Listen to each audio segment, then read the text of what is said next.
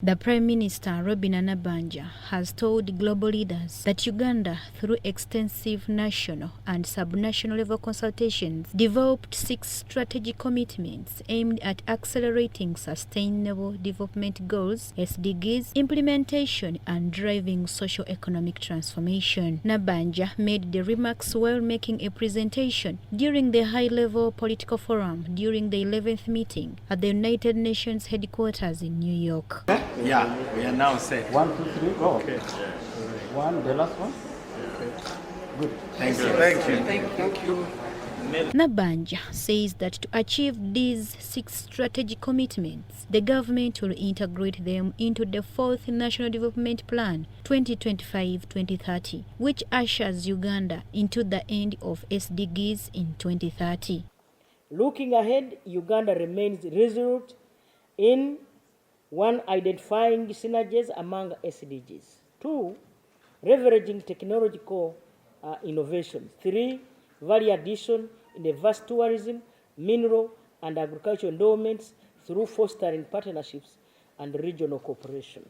Nabbanja, flanked by the Minister for Justice and Constitutional Affairs, Norbert Mao, and Professor Pamela Mbabazi, the chairperson of Uganda Planning Authority, responded to several issues raised by different countries. Nabbanja briefed world leaders that Uganda has put in place several mechanisms to deal with challenges of adverse weather and climate changes. Uganda has prioritized the agro-industrialization programs for increased production, productivity through mechanization and irrigation, value addition, marketing, and strengthening food systems, which are core to addressing hunger.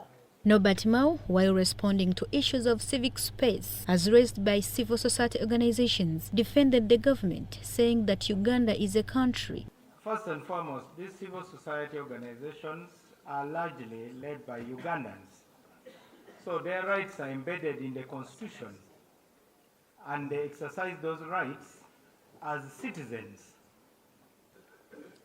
Occasionally we disagree, so that does not mean that the civic space is shrinking. We have civil society organizations that occasionally use the language of politics. They refer to the government as a junta, and we tell them, look, why don't you form a political party?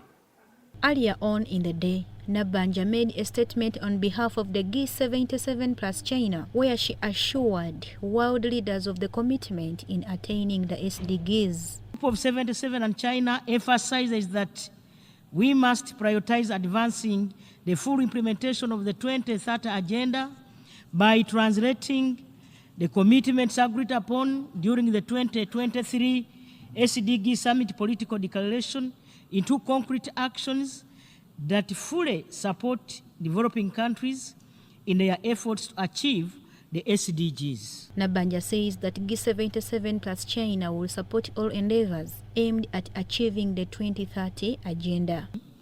The group reiterates its commitment towards the full implementation of the 2030 agenda.